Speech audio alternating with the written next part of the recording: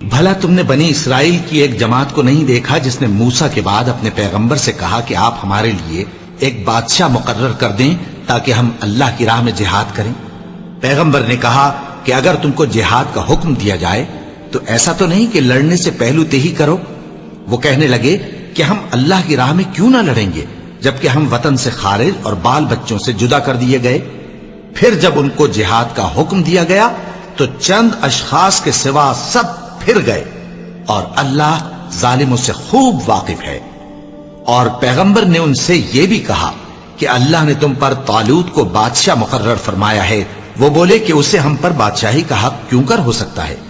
اس سے بڑھ کر بادشاہی کے مستحق تو ہم ہیں، اور اس کے پاس تو بہت سی دولت بھی نہیں۔ پیغمبر نے کہا کہ اللہ نے اس کو تم پر فضیلت دی ہے اور بادشاہی کے لیے منتخب فرمایا ہے۔ اس نے اسے علم بھی بہت سا بخشا ہے اور تن و توش بھی بڑا عطا کیا ہے، اور اللہ کو اختیار ہے جسے چاہے بادشاہی بخشے، وہ بڑا کشائش والا ہے، دانا ہے۔ اور پیغمبر نے ان سے کہا کہ ان کی یعنی طالوت کی بادشاہی کی نشانی یہ ہے کہ تمہارے پاس وہ صندوق آئے گا جس کو فرشتے اٹھائے ہوئے ہوں گے۔ اس میں تمہارے پروردگار کی طرف سے تسلی بخشنے والی چیز ہوگی اور کچھ اور چیزیں بھی ہوں گی جو موسیٰ اور ہارون چھوڑ گئے تھے۔ اگر تم ایمان رکھتے ہو تو یہ تمہارے لیے ایک بڑی نشانی ہے۔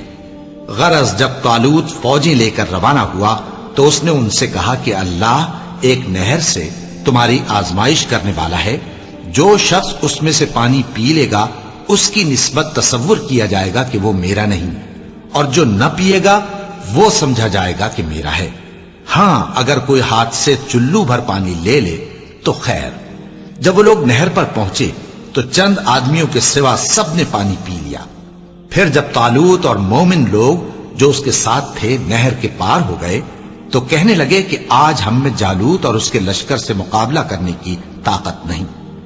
جو لوگ یقین رکھتے تھے کہ ان کو اللہ کے روبرو حاضر ہونا ہے، وہ کہنے لگے کہ بسا اوقات تھوڑی سی جماعت نے اللہ کے حکم سے بڑی جماعت پر فتح حاصل کی ہے، اور اللہ ثابت قدم رہنے والوں کے ساتھ ہے۔ اور جب وہ لوگ جالوت اور اس کے لشکر کے مقابل میں آئے تو اللہ سے دعا کی کہ اے پروردگار، ہم پر صبر کے دہانے کھول دے اور ہمیں لڑائی میں ثابت قدم رکھ اور لشکر کفار پر فتح یاب کر۔